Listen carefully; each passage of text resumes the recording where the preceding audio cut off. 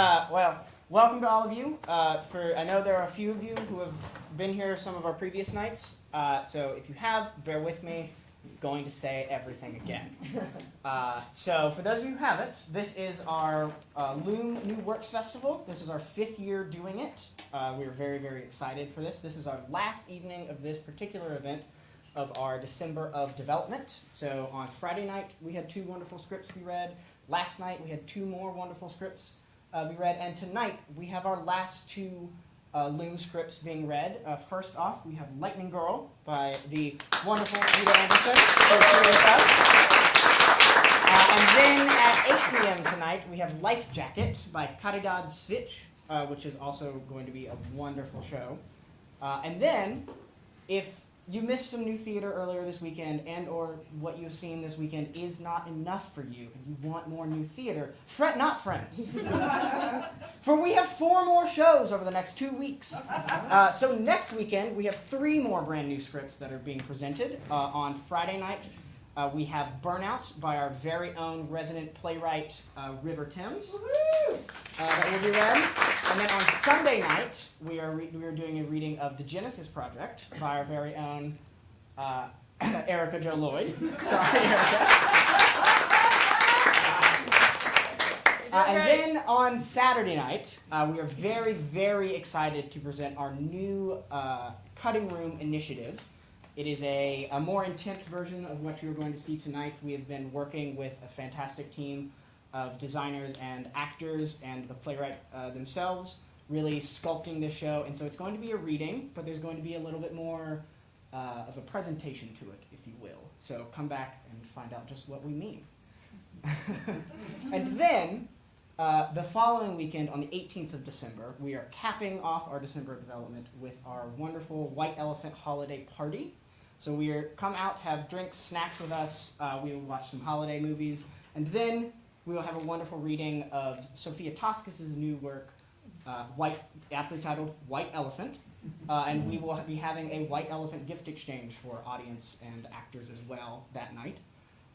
And so, last thing I will say, more so for you all who are here, I think most of you have heard this, but we here at Woven take our metaphors very, very, very seriously. So, for our Loom New Works Festival, you will see behind this lovely cast a loom. And you can see that it's started to be filled out. That has been happening so far, but the goal is that everyone, both actor and audience, adds a piece of string to the loom so that we can make another wonderful collaborative piece like the 2 that we have from our previous Loom sessions that we have had on Loom 4. So in between the shows, please come up and add to it. If you've added one, add another. There's at least another 2 feet of loom to fill up. So, and we've got more yarn than what we've got up there, so go for it. Without further ado, Lightning Girl.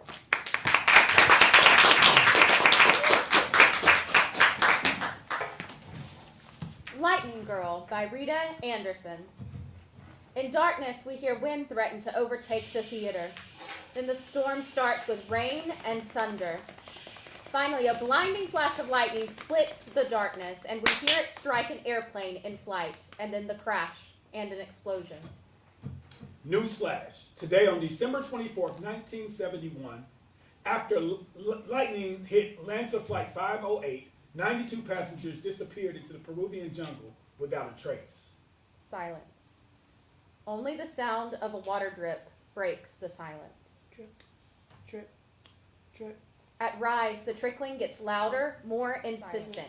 This isn't just any trickle, but a life-saving runnel of the Amazon River in the Peruvian rainforest. The creek will be Juliana's way out of the jungle, where she is trapped now after a plane crash in 1971. We are in a world of green, and everything is alive. Huge ferns and vines represent the rainforest's fertile flora. Is a downed airplane wing hidden in the lush vegetation? Some vintage luggage is broken open with its contents spilled near where Juliana sleeps, unconscious on the jungle floor. She wears a 1970s mini dress and 1 sandal. The shapeshifters and mother emerge from the greenery. They stare at Juliana. Nothing can be reversed. Nothing can be annulled. Tag, you're it. Tag, you're it. Tag, you're it. Tag, you're it. Tag, you're it. Tag, you're it. Tag, you're it. Tag, you're Ring it. around the rosy, a pocket full of posies. Ashes, ashes, we all fall down. Ring Around the rosy, a pocket full of posies. Ashes, ashes, we all fall down.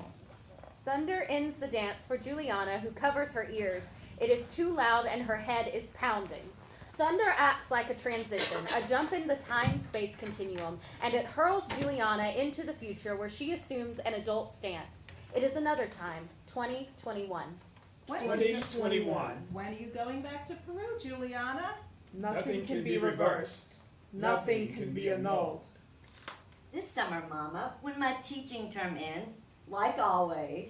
To Peru, yes, but And Penguana, Mama, yes. our research station. Of course, our research station, Mama. What has gotten into you? Dearest Penguana, my sanctuary, what has become of it? Nothing can be reversed. Nothing can be annulled. The nature preserve is thriving, Mama. It's a preserve now. Oh, Juliana, that's wonderful. And I have told you that 1,000 times. You live such a beautiful life, Juliana. You really should come see Penguana for yourself again. You and Daddy. Oh, Hans and I are... I know, too old to travel. Then here, this is what Penguana looks like in 2021. It's on Google Maps now. But thunder rolls and Mother joins the shapeshifters to play another child's game. And holding hands, they form a line. They call out to Juliana. Red Rover, Rover, let Juliana come over. A slow roll of thunder keeps Juliana from joining them, and time jumps to 1997. May 1997. Dear Dr. Juliana Kopka We would like you to head up our Bavarian State Collection. of Zoology in Munich. I got the job, Mama. But you are moving again? I am top in my field. Like your father and I were. But aren't you proud of me? I want you to be happy, Juliana. Sounds of thunder and animals of the rainforest as Mother distances herself from Juliana. Happy, Juliana. Are you happy? Juliana watches as Shapeshifter 1, a jaguar now, circles them hungrily. Unaffected by the predator, Mother speaks as if giving a lecture. Exhibit A, or Tunga Tupi Garani for Jaguar, the beast. And Mama, I'm getting married. But you have been married for years, darling. Of course. That's right. What was I thinking? But where is my ring, Mama? I cannot find my wedding ring. As she searches for the ring, more thunder. Time slides to 2011. Excited, Juliana has Shapeshifters hand Mother a plaque that commemorates Penguana. 2011. Juliana, what is this? It is about Penguana, the research station. Penguana. Oh, my precious birds. That is named after your birds, Mama, yes. And now those 10 kilometers are now a private conservation area. Thank you all for coming. I am Dr. Juliana Kopke, and I'm here to talk to you about conservation, but also about turning our research station, Penguana, into a nature preserve. My parents started Penguana over 50 years ago with a 460-acre stretch of land, which we have expanded to 1,730 acres. But I need your help saving this rainforest, as civilization has already bored its way to the heart of the wilderness with saw and fire. To give you an idea of the biodiversity here, we invite colleagues to Penguana who study a single fallen tree for weeks and find hundreds of new insect species. And in this way, another part of the fauna is explored and illuminated. Preguntella, Doctora. What's the point of knowing how many beetles, ants, bugs, mites, and other creatures are crawling and flying around here? And it was always the same question. Yeah, what good does a kingdom of insects do us? You can only protect what you've gotten to know, and at some point people will realize that it's more beneficial to preserve the forests instead of destroying them for short-term profit. But as long as we regard the rainforest as nothing but a green hell, we are behaving like children, setting fire to a heap of money just because we don't know what that paper is worth. But what about jobs? Those of us in lumber? Por ejemplo? What are we supposed to do? We only have one planet and one chance to get this right, although I prefer not to talk about my love for this green universe whose secrets we have still barely penetrated because feelings are an unsound argument. But to answer your question, if the tropical rainforests are destroyed, then the CO2 previously stored in the biomass will escape into the atmosphere, and that's several billion tons. Other harmful gases will also be released.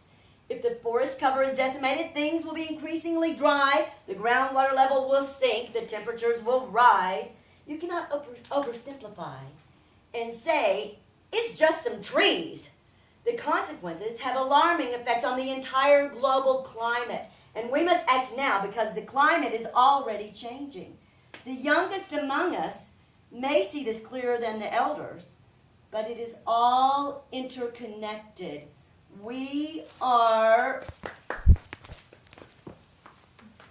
It was a struggle, but I finally have all the necessary papers and stamps. Penguana is protected. Oh, it's a dream come true, a dream. And I may have grown up in the wilderness, but there is no jungle like The The jungle jungle de de Peru. Burcasia, or Birdorcasia. With emphasis on the Spanish word girl, the ass. And bureaucracy is the only jungle I am truly afraid of. Mother and shapeshifters line up single file with clipboards to play wildly disinterested bureaucrats for this labyrinth of bureaucracy scene. Buenos dias. I am here to file papers Next. to... Buenas noches. Could you please tell me who to speak to? Siesta. Buenas tardes. I'm here on behalf of Penguana, and I would... Adios. Buenos dias. Wrong desk. I'm so glad that you are in today because I Wrong person, wrong day, wrong way. knew that saving Penguana would take time, but I am tough. So desk by desk, I worked my way towards the goal and... See, there is one way. Oh, thank you. Muchas gracias. And the path to it leads through numerous offices. And Mother, I'm going back, you know. So you said, Juliana. This summer, like always. To Peru, yes, but I meant back to the Well, it's 2011, and 2011 is the 40th anniversary of the Is this about that director, Juliana? Werner Herzog. He's making a movie about me, All the world's a stage. And all of us but players.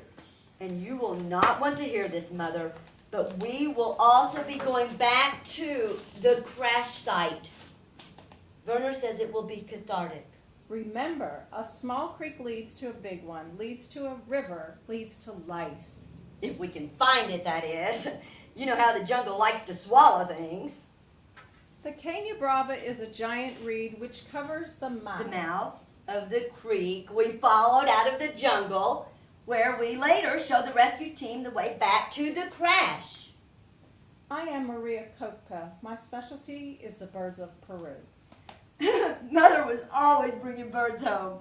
Birds that had been injured or shot. And that we brought back to health. For a while, Tinamo were Mother's favorite. And she had a real knack for this. Not once did a chick Mama was raising die. The Tinamou, Eudroma elegans, are a shy and secretive bird found in Central and South America. One of the most ancient living groups of birds, Tinamou, have small wings and they walk or run from predators and other danger. But when they've exhausted all evasion techniques, they can fly, albeit poorly. Mama? Their plumage doesn't differ between sexes, but some females are brighter and Tinamou females are in charge. They have to defend their turf. Mother, where do you keep going?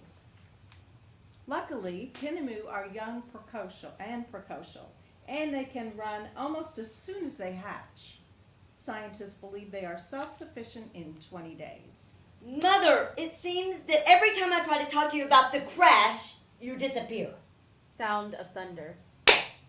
Charred pieces of carpet. The strands of which have now grown into the ground.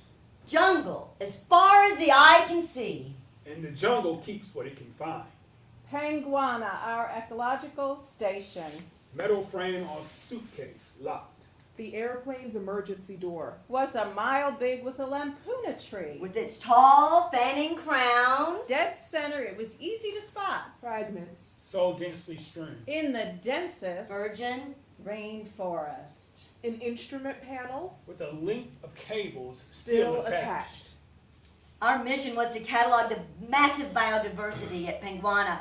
We counted 500 different trees. The plane crash left a debris field so thick that the rescue team. Could barely walk.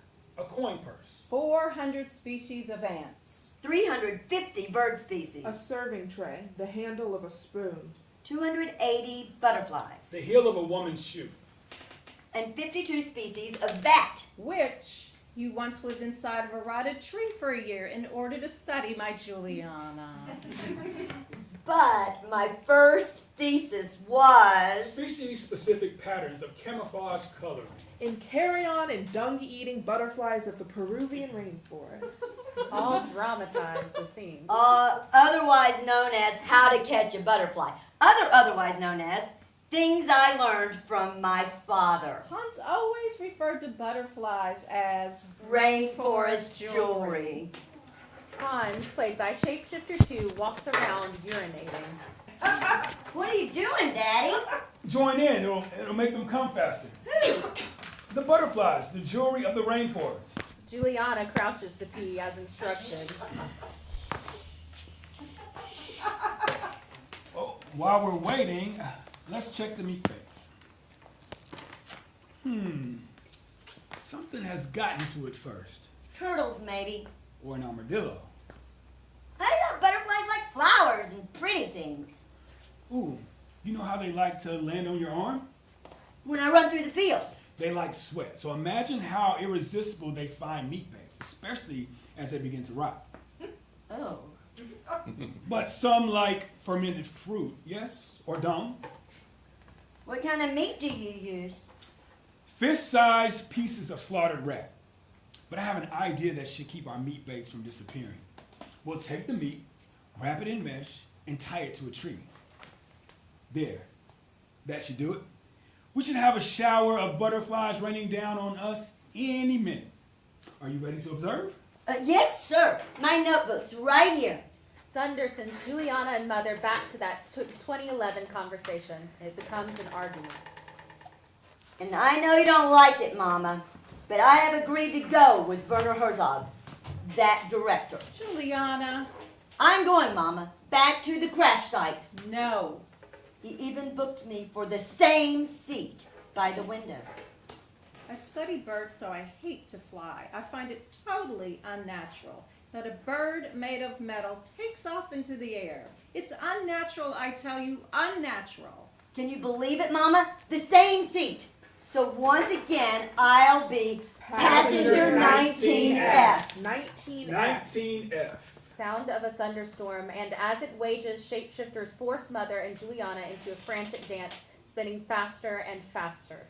Ring around the rosy, a pocket full of posies. Plane crash, we all fall down. This is the end! All break from the circle, spinning crazily and then landing one by one in odd positions and dangerous angles. Juliana lands in the exact position where she was sleeping at the play's start. Silence. Newsflash. Today on December 24th, 1971, after lightning hit Lancer Flight 508, 92 passengers disappeared into the Peruvian jungle without a trace. Silence. Then the sound of a creak. Mother slowly stands up and gets her bearings. We did not leave the airplane. The airplane left us. Shapeshifters and Mother reenact that busy day an hour ago at the airport, December 24th, 1971. Juliana is still asleep where she was at the play start, her landing position after the crash. Rainy Days and Mondays by the Carpenters plays over the airport speakers. It is cut short by an announcement. Weather update for December 24th, 1971. Due to increased storms over the mountains, all flights have been canceled. What's going on? There is, however, one final flight out, Lancer 508. Is this a joke? I didn't know Lancer had planes left. They have one. and this is the last flight. Do you want it or not? How odd that the plane is Mateo Pumakawa, named after the Peruvian hero, the one who was quartered by the Spaniards. We better hope the plane isn't quartered too. This is the last flight out. Do you want it or not? We 92 are the lucky We ones. will make it home for Christmas. The plane has not been found. It has simply disappeared, as if the jungle has closed its fist around it. Shapeshifter 1 is a woodcutter now. I was out chopping trees in the forest and heard a loud bang. Loud like an explosion. I told the rescue team, but no one believed me. Mother moves to where Juliana sleeps. Get up! Juliana gets up, but only in her dreams, and she steps away from Mother, who stares where Juliana's body is still asleep on the ground. Juliana waves her hand in Mother's face, and nothing. Mother remains frozen in pose. Mother and daughter are in two different dimensions. For what felt like days, I dreamt in a fog. I was alone, walking strange streets I'd never been to. Not another soul in sight. I stared into shop windows, but all the mannequins had broken faces, heads smashed, every single one disfigured. You can't stay here, Juliana. We have to find a way out to the Amazon. The river that lies. That pretends. Juliana, wake up this instant. In the clouds, I'd never seen anything like them.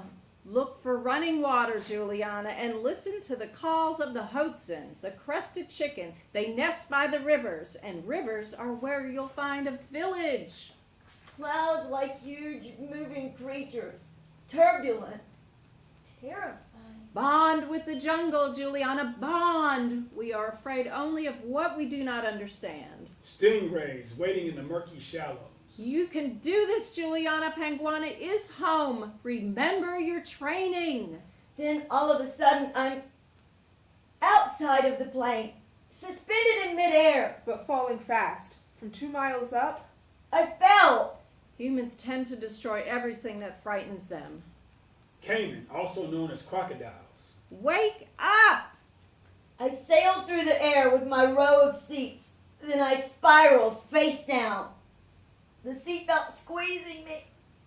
I can't breathe. Lanza se lanza de panza. Lanza lands on its belly. Shapeshifters pull back vines to expose a piece of the plane wreckage. For a day and a half, I lay under my row of seats, like an embryo. Jungle sounds of a heartbeat, pulsating life as Mother shakes Juliana awake. And like that child waking up outside the womb, my first feeling upon waking is a deep sense of abandonment. Your left eye is swollen shut, and where are your glasses? But can you walk, Juliana?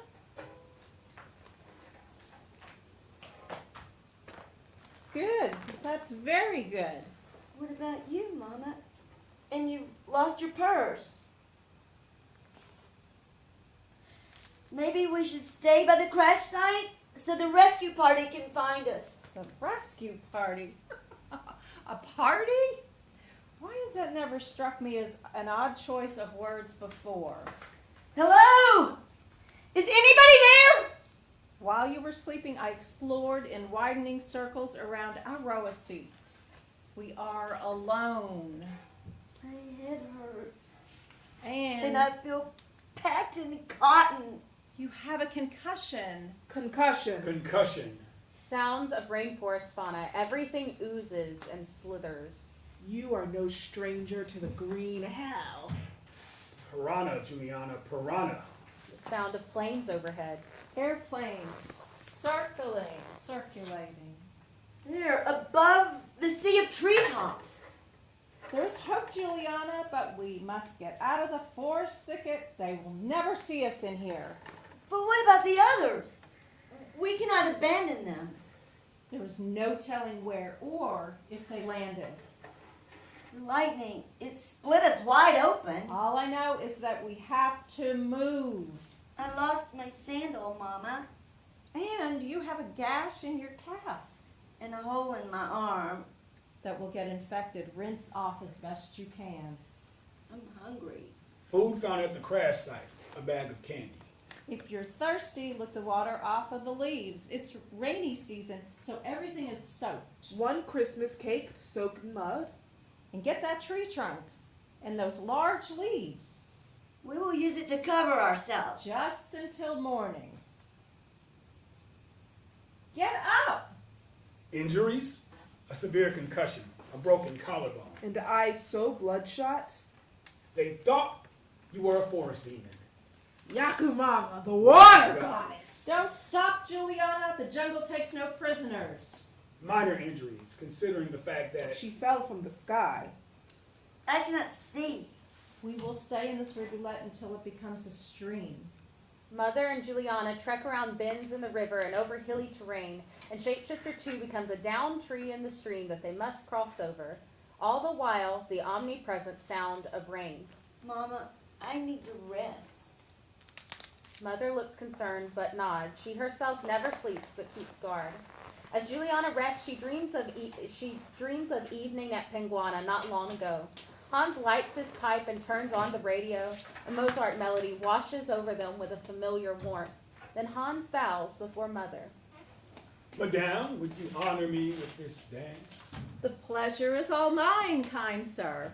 They dance, and Juliana watches a moment before holding up a deck of cards. And then I want to play a game. It might not be possible, but I'd like to break Father's winning streak.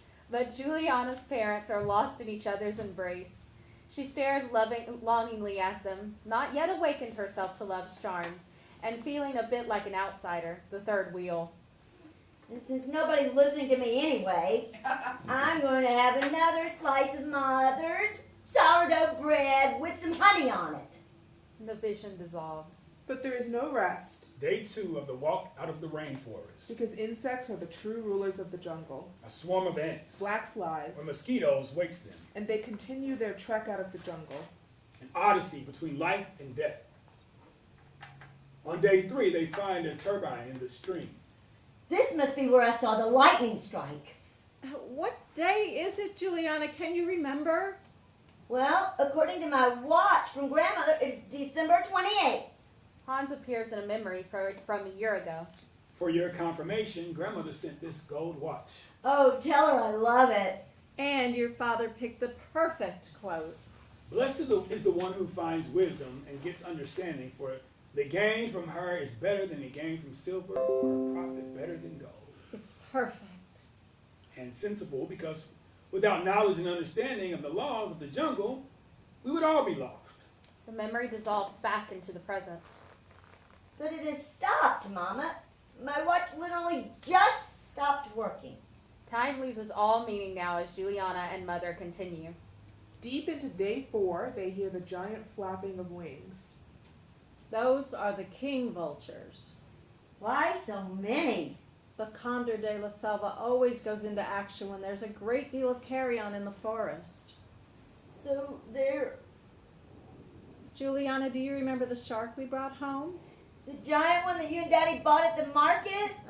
Well, how many sharks did we bring home? It had a man's hand in its belly. That probably came from a victim of the prison island out at sea. And the shark came upon the poor unfortunate after he was dead, because that shark was not a man-eater. My point is that we're zoologists. And as such, your father and I have taught you not to flinch at nature, although her ways may seem strange, even cruel. So, the vultures are feasting, yes, I'm afraid so, on the dead. Nauseous, Juliana vomits. Just keep walking, Mija. The birds won't bother us. We're still alive. Shapeshifters get into formation to approximate the scene which they describe below, a scene of horror and carnage. But around the next bend, they stumble upon Another row of seats detached from the plane, the 3 passengers still buckled in their heads drilled into the rainforest floor. from the impact of the fall. Their feet dangle in the air grotesquely. Their shoes still attached. Lightning rumbles as time shifts. I grew up with what you might call as a survivor's mindset. I grew up with the fact that nothing is really safe. Not even the solid ground under your feet. I Feel the Earth Move by Carole King, a hit song in 1971 plays. I feel the earth move under my feet. I feel the sky tumbling down. I have experienced 2 earthquakes. One was large, and the other was an almost imperceptible jolt, as if there was a tear in time for a tiny moment. Fan mail poured in from around the world. Like this postcard from Germany. An angel came from heaven, ate a piece of cake, then went wandering, and all was well again. Next, all but Juliana line up single file to play vultures who hound Juliana. Except these vultures here are the paparazzi. And there they were. Worse than the ticks and flies that devoured us in the jungle were the journalists who flocked like vultures whenever I was in the city. The same questions, and their thirst was unquenchable. Nice to meet you, Juliana, survivor of the Lanza crash. Juliana, the survivor of the Lancer crash. Juliana, survivor of the Lanza crash. Survivor of the crash! Survivor of the crash. Survivor of the crash. Survivor of the crash! Survivor of the crash. I also prefer an anonymity or to travel incognito. Of course, I never had your fame, Juliana. It has a price. And the only thing that these cathartis aura loved more than picking at the morsels left of my life was to get it all wrong, the story. And it's amazing how fast it spread. The Lies! Squawk! Rumors! Fake news. Lies! Lies. Fake news. errors crept into their accounts that were copied 1,000 times, like that I built a raft with my bare hands and I had endless cake to eat. But the paparazzi buzzed around the story and the distortions grew until they replaced the truth. That I understand. Remember the proprietress of that restaurant in Peru? Of course, Mommy. I have fond memories there. La Lampera de Aladino, Aladdin's magic lamp. Your Spanish is very good. And see, Aladdin's magic lamp, named after my husband. Bienvenidos, right this way. Will you be needing overnight accommodations? Not today. We're here for lunch. La comida, por favor. And I confess that I know who you are. But this is our first time here. Maria Kopke and your daughter Juliana. You're famous. Oh, I don't think many would know our names. My husband Hans and I are... Scientists. See, there is a university in Lima named after you. There is? And Juliana wants to be a scientist too, when she grows up. Oh, I much prefer reading to algebra. I may study literature and art instead of biology. You are Juliana, the Jungle Girl, famous! And I am honored to have you as a guest. You both. Thank you, but I'm sure you are being overly generous in your appraisal. Hotel owner gets a framed picture. You drew these birds? It's the postage stamps Peru paid you to draw. But my favorite story is how Maria Kopke found a snake, a bushmaster snake in your luggage.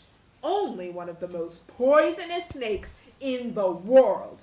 And they are very aggressive.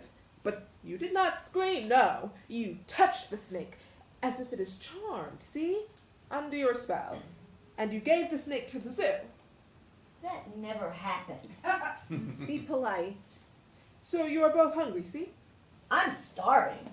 For starters, I will bring the pan a la mode. It is so good, my brother. Best in the jungle. And some sweet cream, and then quadrille, a giant steak. And not to be confused with a giant snake. That sounds delicious. And some papa a la Juanacana. The potatoes and the spicy cheese are my favorite. I know. Such a healthy appetite for such a ninacita. Do you know that woman, Mama? We just met. Then how can you listen to strangers tell your story as if it were their own? At a certain point in your career, dear, you will have to learn that your story no longer belongs to you alone. It belongs to the public. Everywhere I go now, people say I am brave, cool-headed, and fearless. When actually, I had no choice. No, darling, we always have a choice. Every situation demands new decisions and solutions. But no matter where I go, the paparazzi is there. Lies! Rumors! Fake news! And they pursued us faster than we could find our way into Pucallpa and closer to Penguana, a 2-day journey into and out of the jungle. Home. Memory. When Mother and Juliana arrive, Mother blows a police whistle and Hans picks them up in a canoe to Penguana. And Hans leads Mother and a young Juliana to Penguana for the first time. And here it is, family. Welcome to Penguana. We're at the mouth of the Uyapiquis, which is Quechua, an Inca language for the Lion River. Our own research headquarters The house is on stilts. in case of flooding. And there is no refrigerator, and food will be basic. We will cook over an open fire. There's a battery-powered radio? And a record player that plugs into the radio. Cool. Plus, we can dream up a cozier nest in time. Oh, we eventually strung up walls of palm wood, as is common in rude huts. But any luxury we may have dreamed never materializes. You have always been a master at improvising, my dear. Let me give you the tour. There are 2 rooms, if you will. The larger one, which is ours, Maria, and here is a sort of a porch where we will eat and work. No beds? We have sleeping bags. And our house has no walls. There are mosquito nets. Which also keep out spiders and insects who drop from the roof at night. And you must shake out your rain boots every morning. And release anything that is lodged there for the night. But we will have fresh fruit. Not in the rainy season. But we're in the selva. Isn't it always the rainy season in the rainforest? Fresh mango and guava, avocado, and all kinds of citrus. Isn't it beautiful? Here where everything happens under an open sky. A sky that looks like all you have to do is reach out. To grasp the stars. In the morning, we'll be up before the Egyptian sun god Ra and before breakfast, because that is when it is going to be going on for the ornithologists, That is the hour of the ant birds. which follow the army ants on their marches through the country. Because they eat insects flushed out by the ants. We will have to make observation paths everywhere. And keep them clear of leaves so we can walk soundlessly. And we'll teach you, Juliana, how to lay out a system of paths with a folding ruler and a compass to orient yourself. You will be a better tracker than Theseus, who once found his way out of a labyrinth. With the help of Adrian's thread. Yes, but for how long?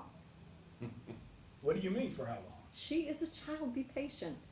But you know how I feel about feelings. You take the scientist view. Feelings are an unsound argument.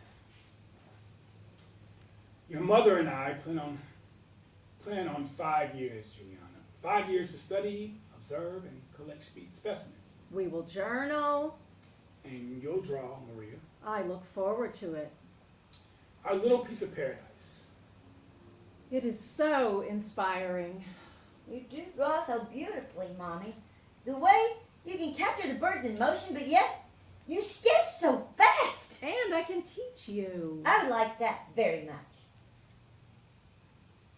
We will have plenty of time here where there's no hora punta, no rush hour, The jungle has its own tempo. without distractions or noises of the city. We are home. But just for now, right?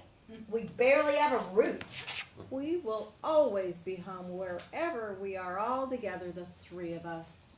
The memory dissolves. Day 5. Day 6. Would that we were macheteros, then we would clear out our way through the forest. If I had a machete, I would hack the palm hearts out of the stems We can and at eat them. We can at least drink. But in Penguana, we boiled water before drinking it. And this water is brown.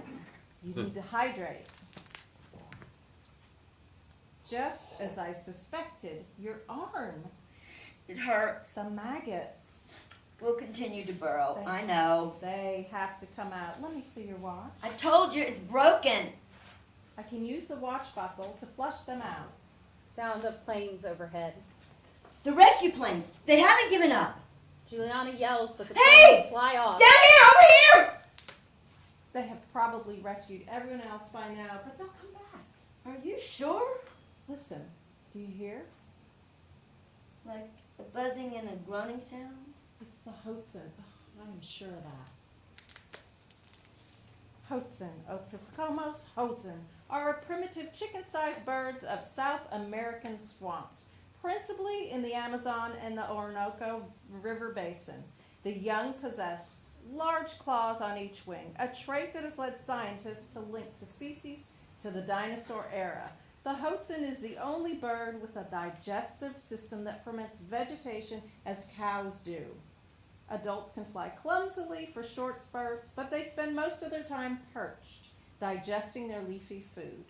A rubbery callus on their breastbone acts as a tripod to keep them from falling when their stomach is distended.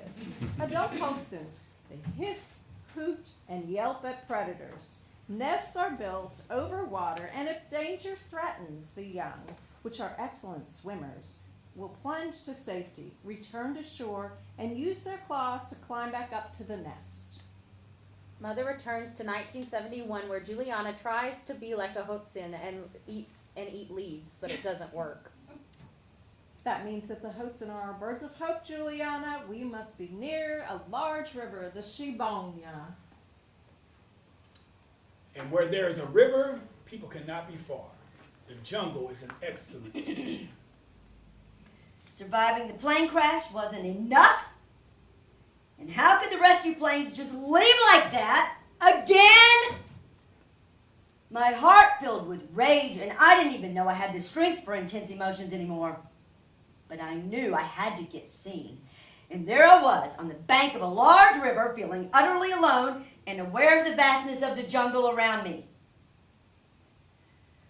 I'm just one voice calling out in the wilderness, as in the literal jungle, God! If you're out there, if you're listening, I'm in serious trouble, and I could really use some help. Ah, please! Doesn't anybody hear me? The jungle is alive with sound, just no human ones. Another impossible feat, but after a while, Juliana rallies with a pep talk. If I survive, then with my second chance, I'm going to devote my life to something big, something important, something that will benefit humanity and nature. I just feel that my life, from now on, should have a meaning deep in the fabric of the world. I am serious, and I will owe you for the rebirth. And sooner or later, I will find people. There's no reason to despair now. On the contrary, surely rescue lies just ahead. Day 7. Day 8. I have simply lost count. The jungle has its own tempo. During the days, we swim. At night, we now have encounters. With larger animals. Like the pocket. Rodents the size of a dog. I cannot swim anymore. The sunburn. You have second-degree burns. My skin is bloody. It's just peeling off. And delirium? Delirium brings more hallucinations. Juliana fantasizes about food. Huge feasts, but every time she tries to grab it, it evades her. Look at all the caiman. So many can only mean No people. Juliana floats along for a minute, apathetic. And look at all these frogs. Maybe I could catch one. She tries and fails. It's just as well. they would only make you sick. They're Poison arrow frogs. Out of nowhere, a kiosk appears. It is called the Door. We know because it's painted right there on the airplane, emergency door. And a cheerful and very colorful Senora, played by Shapeshifter 1, busies herself putting out water bottles and candy. It is the oddest tourist trap, like a little grocery that sells drinks and snacks in the middle of the jungle. But the most surreal aspect is that it is made from a fully intact door from their lamp light. Yeah, I see you swim. See you there swimming, little person. just keep swimming. Are you a mirage? Why don't you come over and see for yourself? You can dry off and get something to drink. I am thirsty. And I sell snacks too. I am so hungry. Then it is good that we met. It's as if I were an outsider viewing a distant spectacle. You were on the plane? That's me in your picture there. And Mother. Oh, these are my relics. Things found in the debris field. Some I keep, some I sell. You sell these things from the crash? And that's not morbid. I don't know that it is. And I don't know that I care. Although I do keep a candle burning for every one of those souls. And people buy them, these things. Oh, death is good business. So many are curious, you wouldn't believe the things people sell on eBay. And that curiosity draws them in every time. Well, it is enterprising, but did you ever think that maybe you are fueling a fire that should not be fed? You must be the mother. I am Maria Kopicek, and I take offense at your making this relic of the crash a tourist attraction. And I apologize. I know this may be raw to you, suffering as you must be with PTSD or survivor's guilt. Be that as it may, I still find it reprehensible that you're making money off the lives of the passengers who went through that door to their death. We poor don't always have the luxury of choice. Let's go, Juliana. So then, no taking a picture with me, is it? I'd love to add it to my collection. I would give you 2 bottles of water and snacks in exchange for a picture. Mommy, can we please? Bottled water is bad for the environment. Mother's already waist high in the River Shabonia and back on the course. Juliana reluctantly follows. There's something around the bend you have got to see. The landing gear from your Lanza plane. It's all but overgrown, but check it out. It's like an eerie sculpture garden, and yeah, I'll be here if you change your mind. The shapeshifters who create the million little multiverses within this odyssey now become the landing gear sculpture garden. Mother and Juliana see it and stop, stunned. Whoa, what is that? It's as Signora said, it's our plane's landing gear. It really does look like an eerie sculpture garden. Or a graveyard, because the way its wheels are up in the air like that. You see? The way the whole giant thing is just lying there in the forest with its wheels pointing upward. It reminds me of a big dead bird, like a real living thing stranded, helplessly with its feet pointing upward. For a moment, they wander the wreckage with awe and repulsion, but in a weird way, this is also a chance to grieve, to pay their respects to the lost souls. Their music movement, stage this as you wish, but keep it in a tone sorrow and sacred and mystery, and make this a real moment. Hans appears like a note from home, but they don't hear him. In the evenings, it is especially beautiful on the rivers of Amazonia. The water is usually the color of coffee with milk, shines to a golden shimmer, and the sky takes on an unreal tinge. But around it all is the backdrop of the river birds and frogs changing their pitch. No one speaks. The river is like a magical ribbon on which we're gliding along downstream, past the huts of the gold seekers, past houses where children are playing, and past the green wall of the forest. How many nights have I watched Maria, my beautiful Maria, watch for the Hobsons, whom she has studied so intently. To do so, she would climb down to the river on countless evenings and observe, with her unique, saintly patience, the behavior of these strange birds. Oh, Penguana is just as real as life as Lima or Munich, but it belongs to another world. In the city, nature is a tolerated guest. You plant a few trees, put plants in front of the window, and keep a pet. Here in Penguana, nature is host, and we are the visitors. Even if this spot in the soul of the forest belongs to me on paper, I view it more as borrowed, or better still, entrusted. And if I do nothing else right, then let my life be service to this land. Mama, What is it, dear?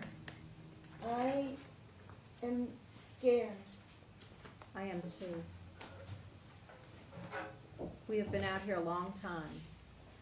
Well, hearing you say that you're scared too now has me frightened out of my wits. I'm so sorry, sweetheart.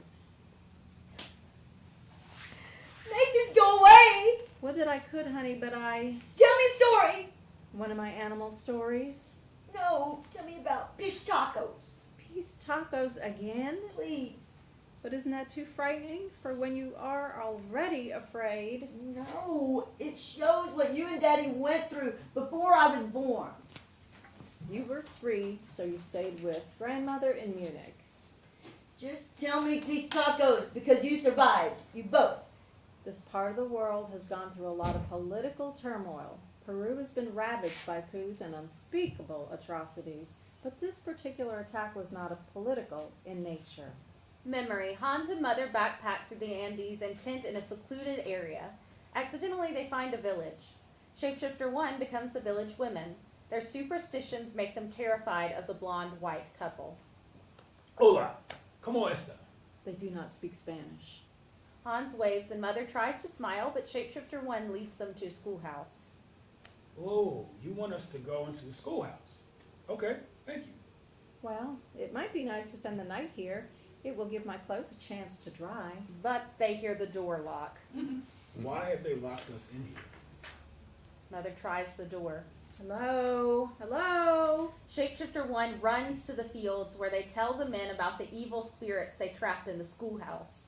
Shapeshifter 1 now becomes men armed with machetes to kill the Pishtacos. Juliana steps in to play teacher. Teacher listens to Shapeshifter 1's tale and then opens the schoolhouse to eyeball Hans and Mother. Teacher motions to Shapeshifter 1 that these are not Pishtacos. Thank you for coming. Gracias de Dios. Habla español? See?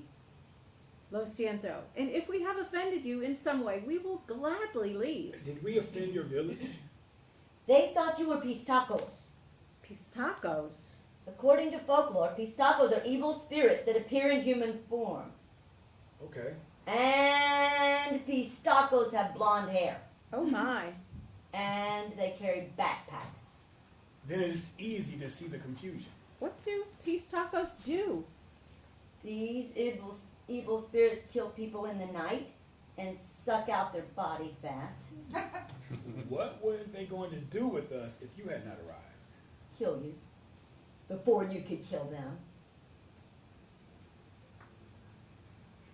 When we first moved to Penguana, they thought we were pistacos too. Well, there is a long and ugly history of the White Destroyer. And now, There is the understanding that we are not here to kill them, but to help save the forest. what is it that you and Daddy always say? Humans tend to destroy everything they do not understand.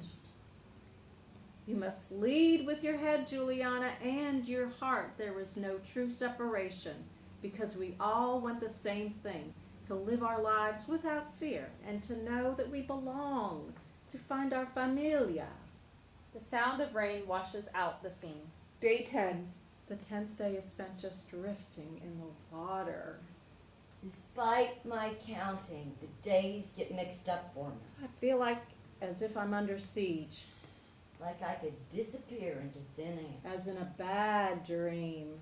from which I cannot awaken. But after 10 days, the search for survivors is abandoned. The most extensive search in Peruvian aviation history has yielded nothing. It's 11 days now, I think. At day 11, I lapsed into a kind of trance. Juliana picks a mushroom and light shift to memory. She shows grandmother the mushroom. Grandmother, I was walking amore through the glorious gorges to Lake Starnberg, and I was collecting blueberries and mushrooms. Mushrooms, you said? And I found this particularly beautiful porcini mushroom I want to draw. Mother taught me, you know, although I'm not very good yet. In Penguana, I got behind in my studies, and I have so much schoolwork to do that I don't have many hobbies. Grandmother? Grandmother brings a framed watercolor. Oh gosh, that watercolor is also a porcini mushroom. Isn't that a coincidence? I thought your father didn't believe in them. I'm not sure I do either. I want you to have it. The painting? I'm giving it to you as a gift. Oh, thank you. Your mother made it. Then I shall treasure it that much more. Mother is a true artist. Have you seen her illustrations for Daddy's research book? Believe it or not, I don't know your father that well. Never a man of many words, he seems to best show his emotion through angry outbursts. Mommy says he is very practical. That is one way of looking at it. But grandmother, I was trying to tell you about the 600 animal and plant illustrations that Mommy drew for that book. Did she paint this mushroom when she was a girl? No, your mother made it before she followed your father to Peru. We were out collecting mushrooms just like you were today, and in the evening Maria said, Mommy, this one here you can't cut up. First I have to draw it. You are an only child, Juliana, and who are your playmates? Oh, the neighbors, vecinos, aren't really vecinos in the jungle, plus they're too far away. So my pets are my friends, and I've had 16 of them. There's Ajax, Amor, Baki, Florian, Little Chestnut Eye, Kazuko, Lobo, Pinksy, and Pews. Exactly my point. And your grandfather wasn't at all thrilled about your childhood spent among animals. I have had my life in two worlds. Or with letting your mother go all by herself on that long journey.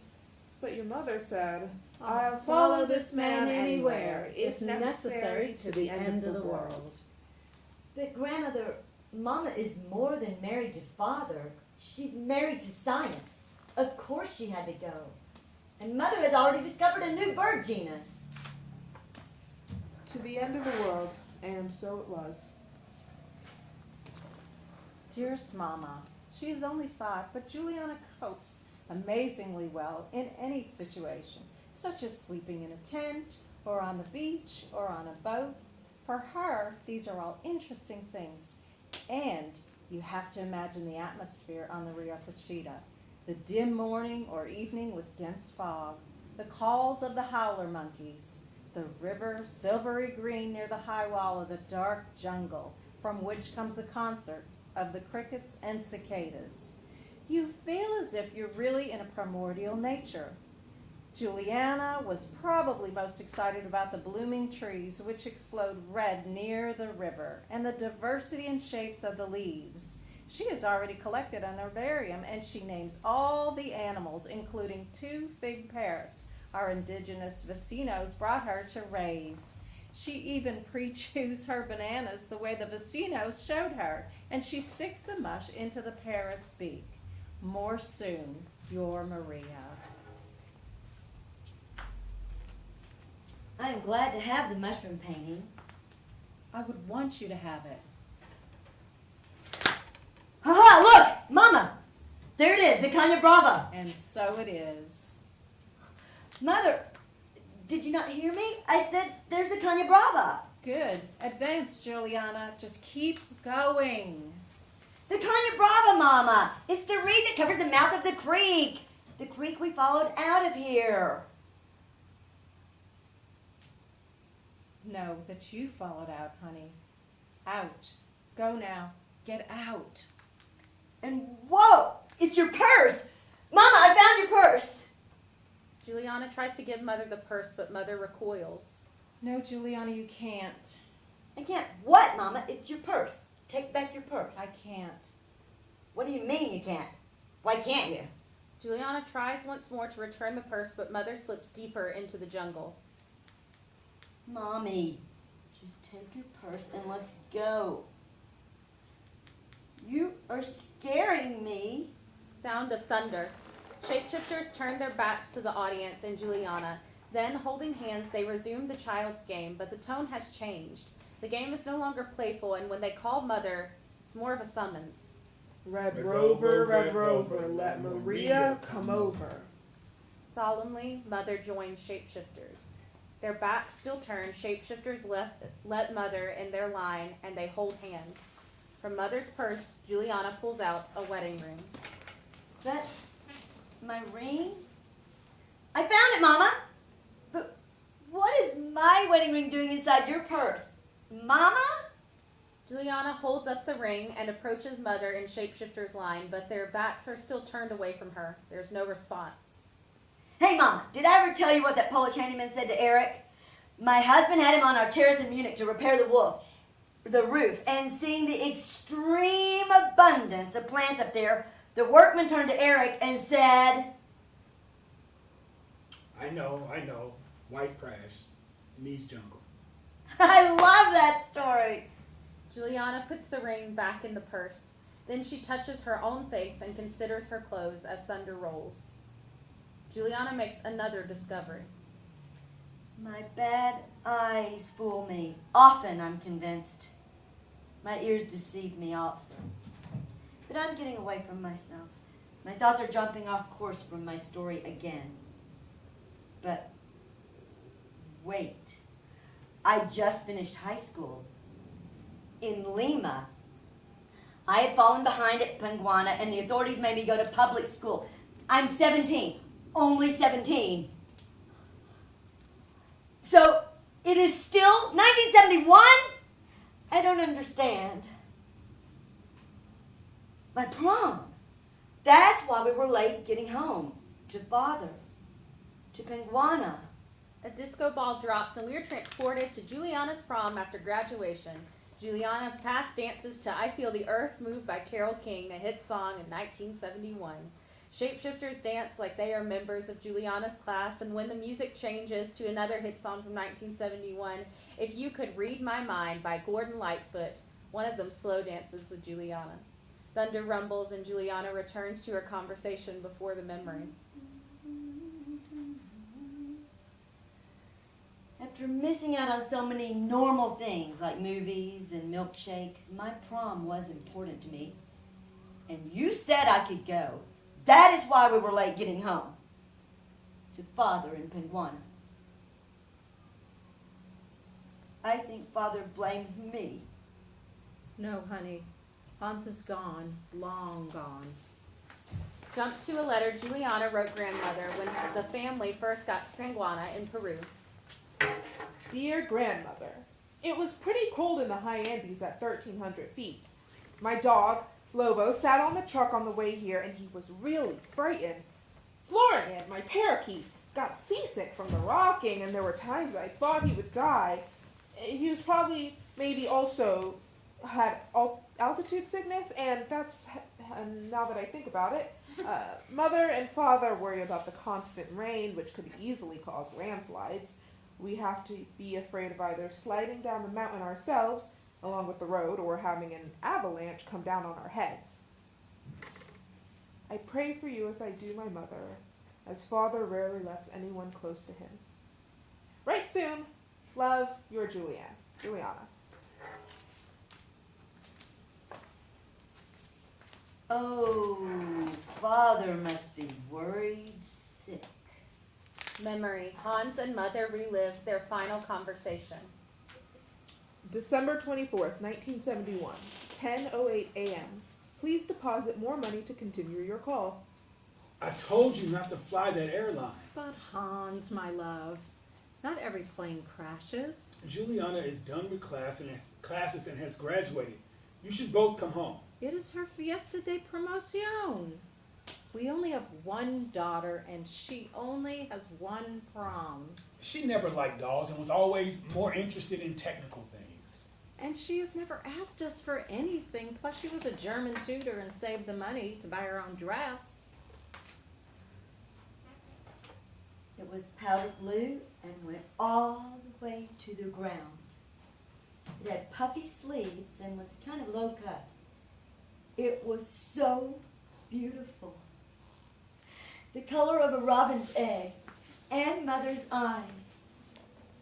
I felt so beautiful in it. So grown up. Hans, sweetheart, from Lima to Pocopa is a 1-hour flight. We will be together for Christmas. And let's get champagne for New Year's to celebrate our new graduate. The memory dissolves.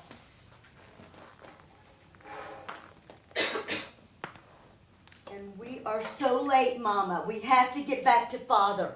Now, Mama, come. No, honey, it is too late. Too late for what? Hans already transitioned. Your father has crossed over into tomorrow. Sacred whispers. That cannot be. Your father died in 2000. I'm so confused. And my head hurts so much. Mother sees that Juliana's brain fog is lifting and reality is sinking in. And my heart is breaking. Thunder. But the year 2000? How can you know that, Mama? Don't go back, Juliana. Don't do this. Don't you remember? I showed you all that you will be. I thought my life was flashing before my eyes. I see it all, Juliana, and I wanted you to know. But those things haven't happened yet. You will live such a full and beautiful life, Juliana. And I want you to be happy, Juliana. Happy. So that can't be. Because 2000 is years in the future. And right now, it's 1971. Mother resigns herself to the truth, and double thunder roars as a forlorn Hans appears at Penguana alone on New Year's in 1971, smoking a pipe by the radio. It plays Ain't No Sunshine by Bill Withers, another hit from 1971. Juliana and Mother watch him as if observing a movie with which they cannot interact. Father, he withdraws from everything. He prefers to be alone with his grief. It is sad, but Father will always remain a bit of a stranger to me. Those days are gone, and yet they shape the present. Even though I would have liked to forget the past, it was necessary Time and time again. to remember what happened. But I want to pick up my life again. She's made her decision and is met with the loudest crash of thunder yet as lightning splits the sky. From where the thread broke. One last thunderclap and Mother nods, sadly rejoining the shapeshifters. forever. Mother, why are you acting like this? Look at me. Please, Mama. I'm begging you. Mother and shapeshifters turn. They hold skeleton or clear masks with no expression over their faces. I don't understand. I will never leave the jungle. Jungles have the peculiarity of being extremely different from one another. Each rainforest is governed by its own rules. Nonsense. The way out is there, Mama. The Caña Brava. It's right there. We made it, Mama. Let's go. I can't. Why can't you? Because, Mija, I don't get out. Things of Maria Coca's that are discovered. And return to the family, Her luggage. with a Christmas cake still inside. It was a gift for Father and me. And we ate the cake. It tasted of sorrow and loneliness, like salted joy. A fountain pen. The pen was mine, a favorite. Mommy was holding it for me. It was waterproof. Tapes of bird calls. Maria's wedding ring. That was your wedding ring I found. Yours. In the 1970s, Peru released a series of postage stamps. They had commissioned Maria Coca's to draw. Maria completed those 5 bird drawings shortly before her death. Hans joins Mother to echo an old promise to Juliana, one that has come true. Juliana, you will be a better tracker than Theseus, who once found his way out of a labyrinth. With the help of Adriana's thread. But you need to go now, Juliana, my cheerful one. Go! Nothing can be reversed. Nothing can be annulled. Mother follows shapeshifters back into the greenery. Once they disappear, the sound of the Amazon River rises. It is almost deafening with its roar. Then slowly, and as if it was with her last breath, Juliana breaks out of the forest canopy and into a blinding sunlight. The light is too much, and a loud ringing, what tinnitus sounds like, reverberates throughout the space. I was in the Lanza crash. My name is Juliana. Are you real? Can you see me? Newsflash. Today, on Epiphany, January 6, 1972, after 12 days in the Amazon, 17-year-old Juliana Kopka, the sole survivor of Lancer Flight 508, walked out of the jungle. It is nothing short of a miracle. Blackout. End of play.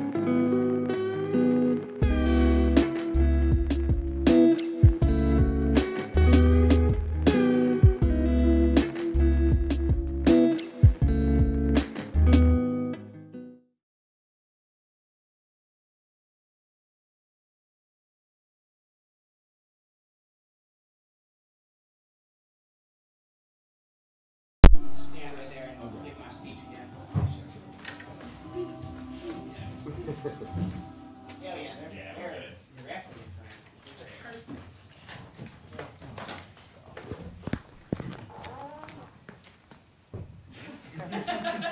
like there was a person coming. Hello! Hello! Hello, thank you. Let's try that again. Hello! Hello! Woo! Wonderful. So, most of you all were here for the last reading, so mainly talking to those of you at home that are watching this.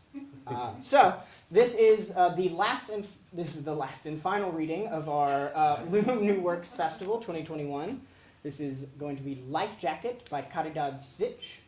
If you like what you see here tonight, please do come back next weekend for 3 more new works that we are presenting. We have on Friday night at 7:30, Burnout by our resident playwright, River Timms. And then on Sunday at 7:30, we have The Genesis Project by Erica Jo Lloyd. And then on Saturday, we are very pleased to share with you all our new initiative, The Cutting Room, which is going to be Ground Effect by Jonathan Alexandrados. And it's a very lovely script that we have been working very, very hard on. We have a few extra special things to present to you all as part of the reading of it. So please come out or watch it from your homes if you cannot make it.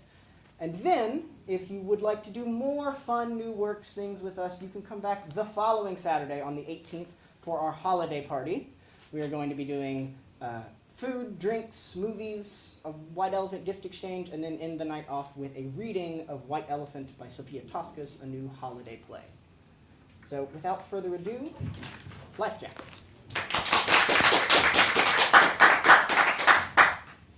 Life Jacket by Caridad Svich. This is a story about 2 friends on a boat, in present time after, and in the past before. They live in a small town near the sea. It is important to know that they do not live in a state of wealth, but that they would still like to make something more out of their lives. On this Sunday, they go out as they've done in the past. It is a ritual. It may have even become a routine between them. This Sunday, something changes. Call it a spirit encounter, or maybe they just hit some nasty debris in the water. Whatever the case, it is a day that will test them both. 1. After. I could tell you I heard its cry, but I would be lying. What I heard was a flap, a flutter, a shimmering image, and then nothing. Like a stone, like the weight of the world itself. I look up. The sky is spitting gray. It's going to be a long night. A voice calls out from the near distance. I turn around, but there's no one. Flutter again. I think, what's it? And then some kind of freaky motion like out of some horror movie. Birds flying backwards. I have half a mind to adjust the throttle on this boat and keep going, but something tells me to stop. Because shit like this don't happen every day. Not where I'm from. Not where I've been. People always gotta look to know, to think they know who a person is and where they belong and how they fit in the world. But it don't work like that. Never has. Not even when people lived in tiny huts and little shacks and ate the same roots and bread as everyone else. Can't really tell who a person is. All you know is what you've been told, and what you know from what you've been told, and how all you've been told is a pack of lies. But it gets you by for a day and another, and maybe another 100 years. Until everything you've been told comes crashing between your ears. And this hemisphere is fucked. We're all screwed. The voice says, I swear it's getting closer now. seen the news? I want to say I've seen everything. Like that gal, Cassandra, way back when. But the truth is, I'm just like someone in my family once said, barely getting started. Flutter is but a vision in the memory of the rear view. How does a bird fly backwards? You trimmed the motor down. You set the world on fire. You know all this is going to be over soon. And you hear a sound like the cry of the earth itself. And it's right there, right before your eyes. The hummingbird is staring at you. You have screwed it all up, it says. And I think, where have I seen you before, Hummingbird? Where in all heaven's mercy have we met? Two. Before. Sunday. We go out. Water's looking good. Figure it's another day to hit the ocean and ride the tides. Sky's spinning gray, but we pay it no mind. We got plenty of light before dark come upon us. We got beer in the icebox, whiskey in the pouch, minds full of worry, and 10,000 bills to pay. But this is Sunday. And sometimes Sundays are a day of rest, whether you believe in a good book or not. We set out around 7. Maybe closer to 9. It was light even though the sky was gray. We knew the ocean was rough at this time of year, but we'd gone through stuff like this before. Besides, we liked it rough. We like being tested. Something about Moby Dick, or simply about wanting to prove ourselves, we were still worth something in the world. If we could take on the ocean, not even 10,000 bills could slay us. This was me then. And this was me then too. Friends. Been friends since. Breakups, fallouts, binges, dropouts, you name it, we've been it. But we've always had the water. What's that saying? When the world's chaos, gotta have something to keep you sane. It was Sunday. We were feeling great. Our favorite team had just won the big game, and we were pumped up with dreams of glory. Did you see that touchdown? Did you see that goal? Did you see that 100-yard pass? Man, I love football. It was a beer and roaring, had music on the radio, achy breaky love songs and poor pitiful heartbreaks, and we didn't care. Because anything to get us through these awful sad times was good enough for us. Such awful sad times. Give me another beer. It's early. Might as well get started. And so we drink. 1 beer and then 2. And from the way we're drinking, we know it's going to be a long ride out. Because the thing about the water is, it's a tough motherfucker. There, we said. Don't go repeating it now, because some things you got to keep inside. No, you shout it all out to the world all the time. Although sometimes Sometimes. feels good to shout. Big and loud and full of anger we've had for centuries. We are here. We deserve things. We have a right to be on this planet. Actually, we don't really have a right. Because if you think about it, we're intruders. We're the ones drilling into the earth, doing all kinds of things, like all that plastic down there. We've seen it. When we go out into the deep, ocean's full of trash. Full of our trash. Not mine. Where'd you toss that beer can last time? I was drunk. You're a waste of a person. Now, I have you know, I can handle any rough water this boat come upon. Like, that's some prize. Prize to be human. Okay. It's Sunday. Let's not get into this. Ice. Check. Food. Check. Drinks. Check. Pump out the head and throttle to pull out. 3. After. I've seen it before, of course. Way back when I was a kid. Birds flying backwards. Mom said hummingbirds come around when we least expect it, to remind us of who we are. I didn't think much of it then, not like my cousin. My cousin loved birds, wanted to be one. Honest to God truth. My cousin was a bit older, but always seemed younger. Said they felt at home up there in the sky and couldn't wait to fly away with a flock sometime. My cousin drove all the way out of their car once, chasing some flock that was flying over the expressway. Almost got into an accident. Said birds were saying stuff. And that their language made sense. You got to understand, my cousin was like that, but I didn't mind because cousins are like that with each other. What is that word? Tolerate. We tolerate a whole mess of stuff because we know at day's end, they'll be there for us when we need. Pray to some God on high I don't ever need. Used to be my motto. But, you know what I mean. It's nice knowing you have someone in the world, even if they would rather be flying up there in that sky. This was Sunday. Another Sunday. Back then, we all went to church around this time. We wore our good clothes and pretended to be devout. But when we got home, we cussed a mean streak. My folks kept asking about my cousin. I didn't say anything. They wouldn't have understood anyway. There was a secret language of birds. For, before. Day is for shit. Look at this water. Pull back. Nah, we're here. Might as well be. You can feel the air crackling.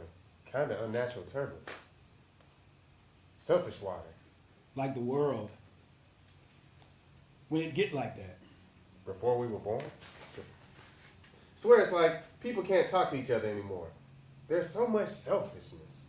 People won't even look at you. Not even at the market. Look past you. Like you're some kind of object on the shelf somewhere. How much you're worth? It's all about money. Always been. Worse now. Like you're not even human. Animals. At least animals know how to talk to each other. We could learn a thing or two from animals. Like your cousin with the birds. Where they at now? I wanted to say I knew, but the truth was... I stopped speaking to my cousin years ago. My folks used to say, way life is. I think it was something else. Things start to close in, corrode, and get strange. Selfish water, selfish air. And you don't even know why. Your best friend stopped being your best friend, or why you want a beer at 9 in the morning instead of waiting on like some book said. Another. Beer, thirsty. Steer for shit. Done this a million times. Boats are wrecked. Fix it in a couple months. Won't last. As soon as I get some money. When pigs fly. It's so fucking old. I always love that expression though. Cartoon image. Little pink pigs with the wings. Church bell. Morning service. Dutiful hands. Like hearing them. Boats kicking ass. Mind of his own today. Do Starbuck proud. Never did get Moby Dick. Fucking symphony. Don't even read anymore. No time. Misreading. Miss wasting a day away. What you call this thing? A day on the water. Keep this pace up. Gonna get us an albatross around our neck. Saw a movie about an albatross. Hugged the person. Like they knew what that meant. Like the game. The fuck you tackle. 30-yard line stick. Hug till it hurts. Football kills your knees though. Kills your brain. Wouldn't have it any other way. That's because you're not out there. It's a life and death game. Pact you make. Think sometimes what it'd be like to be an albatross. Wouldn't last. Where's your faith? In my shoes. Isn't that what the preacher once said? Ask me about my faith, look at my shoes. You are drunk. Just calling it how I see it. Albatross life would suit me. They live a long time. Dance too. That's a fact. Preen and call, clap and stare, wings go up, chest out, hella dance. See? Some book somewhere, maybe some movie. The water feels rocky. We keep our eyes out for debris, but crab pots, fishing lines, and old condoms. Used to go out here all the time. Back when we were kids. Different water then, different sky. Old man used to say, he never seen such filth in this water. This was back then. So you can imagine what it's like now. But we still go out. Cause it's air and sky and the pulse of the current running through our bodies. And we know it may not be here much longer. We've seen what's happened on other shores. We listen to new sometimes. When we can get past all the Bible hate and the 24-hour breaking news that stopped breaking a while ago. We wonder how long we've left. Sure, we're still flesh and bone, and the beer in our bloodstream acts like fuel. But must be something we can't do about the mess we made. You fucked it all up. Sometimes it's like I hear things, especially when we're out here. Water's got secrets, my old man used to say. I think that's some kind of Hemingway talk. But he'd say, No, nothing to do with that man. I'm talking way before him and all he wrote. Time immemorial, when the spirits danced, and a chorus of stones sang their songs across all the lines of the universe. Freaky shit. and my old man would let out one of those belly laughs like you could feel the earth thundering right through him. Shit's freaky, all right. But it's all we got. Listen to time. Thump on the hole. What was... Some kind of rock. You see something? Awful sound. Debris? More than that. Don't see anything. Didn't you hear it? We'll be fine. Sky's turning too. Don't you see it? You know what I think? I think you need some of that whiskey in there. Cut the engine. Nice and smooth down your throat. Cut. Not gonna power down just cause Quit! my friend got this look and panic in his eye. Their whole body's starting to shiver. I reached for the whiskey. They grabbed my arm, and under that big ashy gray sky, we start to fighting. Like a couple of kids, hell-bent on some kind of vengeance. 5. After. How you know someone's lying? How you know it's true? My old lady used to say, truth is in the air. And what it smells like? Joke to me. Because when you're a kid, everything's a joke. Especially if you're living what some would call a quiet kind of life. This town is small. When you live near the water, unless you're on some resort or something, what you got is what you got. The smell of boarded up houses, slow cooking diners, and slabs of bacon on the barbecue in someone's backyard in the summer. My old lady worked at a fishery until it went under. She knew tackles and baits like the back of her hand. And she could smell bullshit from 10 miles away. But the thing is, we love that bullshit. Because how else would we live? Or should I say, how else would we dream? My friends and I have been wrestling the hide of each other for years. And we lied to each other more times than I can count on one hand. But we still call ourselves friends. That day on the boat, we were spent. I worked all week at the one factory still left in this town, and my hands were a right mess. Boxes. You see, I worked at a packing place, and my line is box assembly. There's gonna be putting in robots soon. Humans too slow for the number of boxes that need to be put together. I guess I should shout hallelujah. But it still hurts knowing some robot is better than me. Hell, I got no plan B. Once this job cuts out, I got nothing. Learn new skills. My friend says. But I'm not so good with learning new things. I tried a new language once, and it just about killed me. That day on the boat, everything smelled of death. I kept saying we should throttle back, but my friend swore left and right that the thump on the hull was nothing but a lie. Stupid, selfish lie. We got into a kind of fight that even Ahab and Moby Dick would cried about. Let go of the helm. Start thrashing all over the floor, and arms flailing, wood creaking everywhere. Which way? Minds thick with beer and memories of thousands of Sundays. Cursing at old playground injuries, fucking cellar parties, and the awful sweet sweaters we wore to church that one time. When we were both stoned to the gills and desperate need of shut-eye. We swore our hate. We scratched our sadness. We bit into the rage that had fueled us both for years. Not looking at how the sky kept turning black. And how the boat kept rushing forward. And how if we really wanted to end things, all we had to do was stink the air with our dark, messy truths. And call it the last Sunday of all the Sundays we'd ever see again. 6 before. Dark. How's it? Bit my arm. Yeah, nothing. What the hell? Thought there was a tear in the boat. You are one lousy son of a bitch. Half a mind to... Taking the helm. You can't even see what's... And you steer for shit. Stupid fucking thump on the hull. Leave be. Probably just leaves and sticks like last time. What last time? When we went out past the buoys. That was different. Same sound, same thump on the hull. Bit my fucking arm. Okay.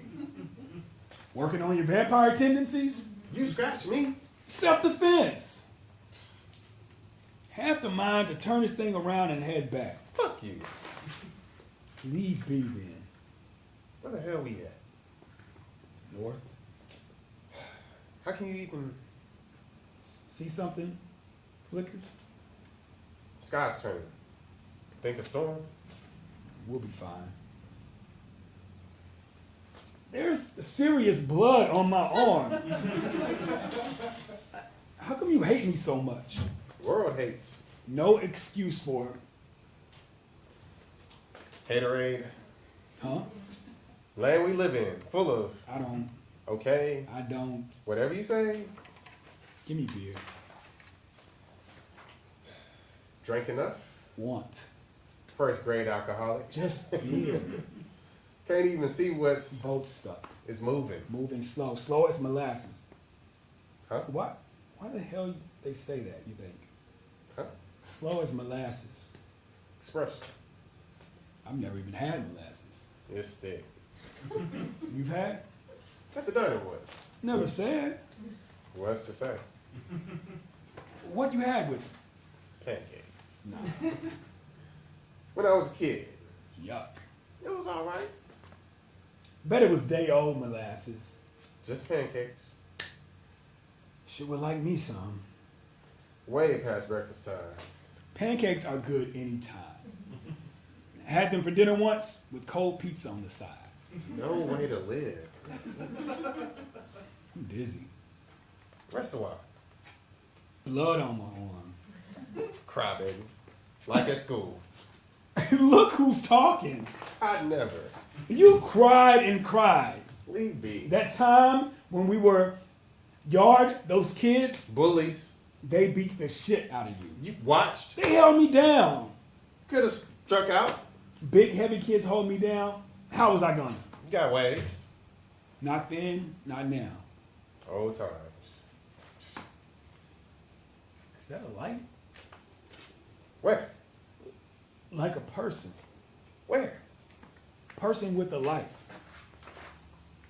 7. After. You gotta remember, we've done this before. This was just another Sunday. And even though epic battles weren't always a part of them, we knew we had them in us. Pretty much all the time. Back when we were kids, the kind of battles we fought were over what you'd expect. Music, sneaks, toys, gadgets, and sometimes maybe a bag of weed or a bottle of whiskey. But most of the time, we knew to stick close. Because it got us through. Hell, had gotten most of us out of town. And it had seen the worst of its days. I didn't much believe in sticking close, but I did it anyway. Because it was a way to get by. What is it that someone once said? I can live through whatever as long as it don't affect me. Or as I'd say, as long as I don't let things affect me, I can live through whatever. But you get the gist. I was a coward. I got through things. I survived. Not a lot of people you can say that about. Not these days. Most of the folks in this town just beat each other to shit or escape. And the ones still here, they sit in line at the grocery store waiting for meat and cheese and bags of steak. $5. Someone once said. I got this steak for $5 at the mark, and it was dripping blood. There was something wrong with the plastic. I told the cashier, but they said, they're all like that. And someone said, all of them? turns out it was past its time. They were selling old steaks at the mart, oozing blood from being days and days out of some freezer truck it came in. Doc, when this town had its fisheries up and down, we didn't think about steaks wrapped in plastic at the mart. That was a long time ago. Pretty much, if you look at the shore up close, you can see ghost traces of people's hands. Old fishermen going in, making a living, bringing back home what they could, and sell the rest. My old lady knew them all, and she said the water was possessed. I'd laugh like this was a serious hex, but she'd say, Water here has been always possessed by spirits we know not to cross. Not just fish and coral and cartilage, but way out, near the horizon, spirits live in the thick of the water. And it's our job to give them our respect. by which I took she meant, Don't mess in the thick of the water. Don't go out near the horizon line. Stick with what you know of what you know, and you'll be fine. but that Sunday, we forgot to stick to what we knew. We let ourselves get pulled into the thickest part of the thick, deep into the mighty shit. And not even a bag of plastic could save us.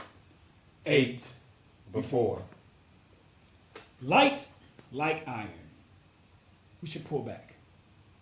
Boat's not letting me. Get here. It's got mind of its own. Should have never let you steer. Hurtling past the northern side of the peninsula, the boat moved on its own accord, led by some current we could not discern. What had begun as a thump on the hull had turned into a tear the size of a small continent. We looked for ways to patch it up, but the motion was too strong. If you had just let me steer with your crybaby arms. Where the fuck are we going? The boat laughed as we cursed each other for a good mile. Time was rushing past us, and there was no let up as the sky turned darker and darker, and the light that flickered at the far edge of the horizon line taunted our measly existence. Ice, Check. food, Check. drinks. Check. Engine room is roaring. We got a fire on our hands. Put it out. Got no Put it out. stinking mess of a boat. The extinguisher was old, like everything else on this wreck. I should have kept things up, but I've always been of the mind to leave things for later. Bills. Later. Taxes. Later. Health. Definitely later. I've been racked with pains in my lower abdomen for the last year, All that beer. friend said. But it wasn't. I knew this was something else, but I ignored it. Like I ignored everything. Because if I could live on $20, why live on 10? Something my old man used to say. Got it from him. Never paid much mind to inheritance, but I know this much got passed down. Engine hisses like a Saturday morning cartoon. The boat is moving as if it's powered by something else together. The fire of the gods. No guys here. Small gods bear down upon us. I know about them, the small guys. My old lady talked about them when I was a kid. She said the small guys visit us when we least expect and do their best to destroy what's left. The boat should have been fixed a long time ago. I told my friend 1,000,000 times, but sometimes people don't listen. And it is then, in the hour hell-bent, that they remember what you said. My friends looking at me the way they did after the day they got beat up in the schoolyard by the bullies. I'd been hurt too by how they held me down, but not like them. My friend was bruised to shit. Gash over the eye. Stupid selfish fight. Stupid selfish air. Just to What hit. the hell were they even fighting about? Just What to the hit. hell did those bullies want? Just to hit. Friend said. Just to feel powerful. Power is a curse. If I could ball it all up and all of that so-called powers some people say they have, I would ball it up so tight I'd be like one of those baseballs we catch summers at midnight, and I'd throw it. as far as the water could catch. No use for power. No use for those that spit in our faces, make us fools, call us names. Not even when they pretend they're our friends. Those are the worst kind of power freaks. Because they're good, you know? So good at blinding us with their smile and their words that we believe them. Because we want somebody to believe in so bad. We'll do anything. Anything to save this town, bring the shore back to life, make us a living. The small gods are dancing. The engine rooms keeps roaring. The boat is moving against the wind. That's come up out of nowhere, throwing us back, flat on the deck. It's like we're in some action movie, where the hero has been kidnapped by the bad guys, and we're alone. And we don't know shit from shit. The fire starts building, consuming the edge of the boat. Small gods are parading in style, throwing us small beads of mercy, like we don't know plastic beads from the real kind. We fight against the wind, pushing our bodies against reason. Me and my messed up crybaby arm. And me with the kind of hate I should have given those bullies back in the day. Flesh, Check. bone, Check. blood, Check. spirit this thing out. 9. After. Light on the horizon line has a way of fooling even the best. My old man knew the ways of most water, and even he was fooled once or twice. One time we went out with my cousin chasing some birds, except that's not what we said we were doing. We called it a Sunday kick, a way to get out of ourselves when stuff back in the house was choking us to bits. Old man said we'd take the northern route, change it up this time.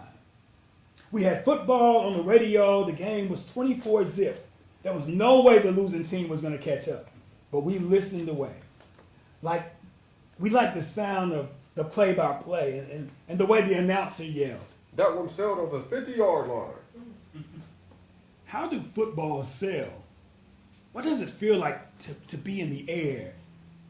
My cousin said they knew because they knew about birds and they'd caught a bit of their language once. My old man waved my cousin off like that was crazy talk. But inside, he was thinking how cool it'd be to know how birds feel about things. Because most of the time, he had no idea what he was feeling. My old man loved the water. Never been a fisherman, but had always lived near the sea. Lately, he spent a lot of time at the bar talking to the cronies. That's what he called them. I always thought that was a strange word because none of his friends were that old. But they drank gallons of bourbon, tons of whiskey, miles of beer, and I guess when you drink that much, you can call yourself anything. My old man had been laid off from his job for a while. The house was sticking to his gut. He said. And I need the water to get my mind off things. The boat was in better shape then. We kept it up. Even though it cost $1.50 bundles, and my old man said we had to rob Peter to pay Paul to make it happen. Gotta keep the boat up. He'd say. We may be drowning it everywhere else, but when we go out, we should be proud. My cousin liked riding in the back, staring at everything. The losing team is picking up. They'd say, never seen such a dreamer. I popped a beer can and pretended I cared. If they win, I'll buy you a sundae. My cousin loved sundaes. It was their favorite food ever.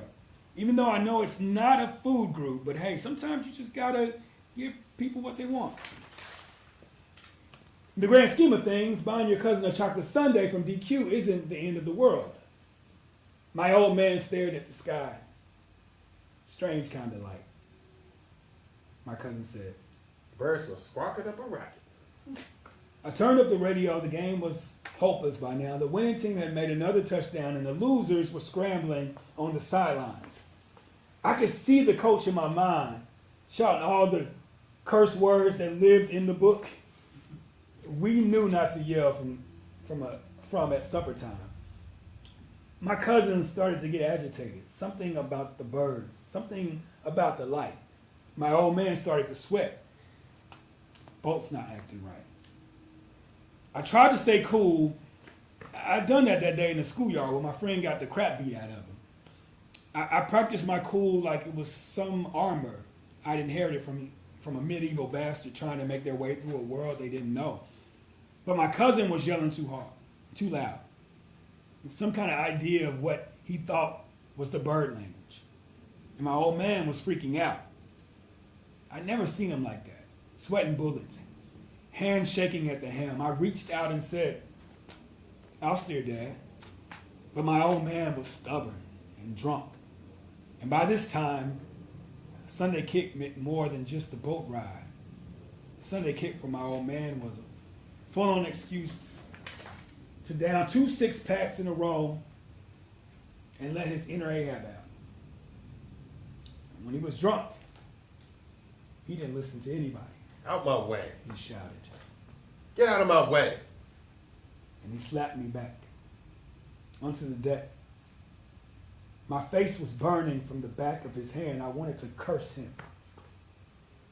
My cousin was talking bird talk and something about the sky splitting open. So I had to stay cool. Someone had to stay cool, or we were all going to blow. In the thick of the water, the light at the far end of everything gives off a kind of glimmer. Some fishermen call it the light of heaven. Others know it's something else. That Sunday, we rode straight into the mouth of that light. And what we saw, we swore we'd never see again. 10 before. Here. It said. What brings you here? We had half a mile to turn back, but the boat was charred up on one side, and our bodies were groaning under the weight of being this close to the horizon. Eluding all grace had destroyed your reason. You're trespassing on steel, shouting stomach of infirmity. I should charge you double for taking my hand. I should stuff a football down your lungs for loitering past. It was a strange voice, and what it was saying made no sense. What infirmity could it have? How in hell could we be trespassing? How in heck did they know anything about football anyway? We wanted to answer it, but our tongues had gone silent.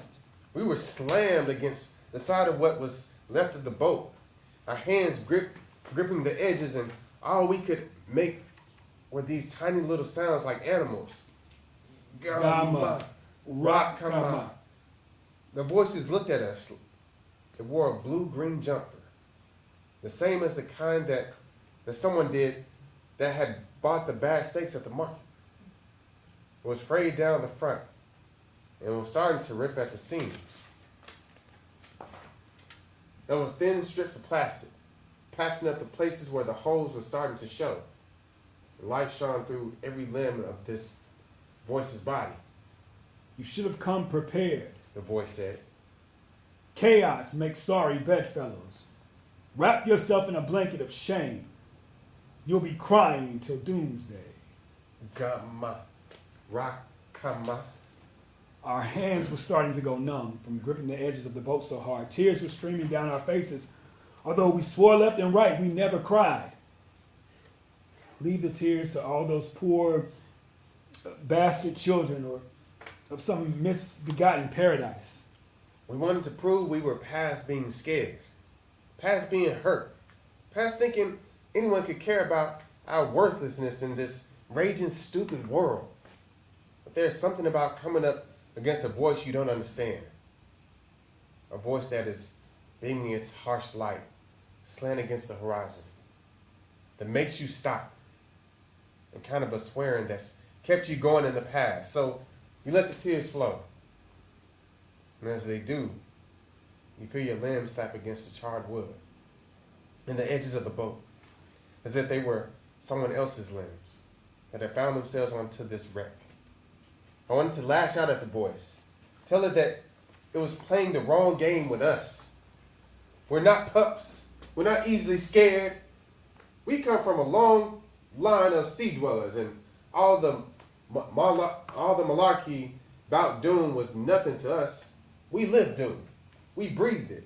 We even banged our heads to it on the radio sometimes and pumped our fists to its cadence.